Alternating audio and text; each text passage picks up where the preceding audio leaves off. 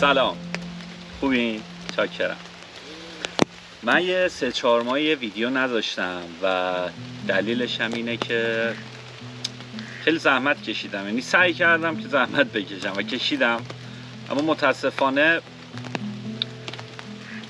نشد و یه ذره ناامید شده بودم، اما دوباره تصمیم گرفتم که ادامه بدم به کار و تو همین سبک کمپینگ، بیشتر سبک کمپینگ هایی که بدون صدا بیام، حالا غذای مختلف، جاهای مختلف، نوعهای مختلف. امیدوارم که بتونم این سری دیگه گیو آپ نکنم. never give up.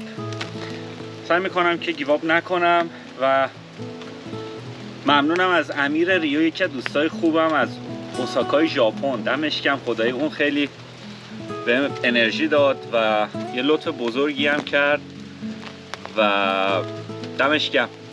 و تک تک عزیزای دیگه‌ای که کامنت میذارن، لایک میکنن، مرسی بچه‌ها، واقعا دمتون گرم. امیدوارم که بتونم این سری محکم و قوی بریم با هم دیگه جلو.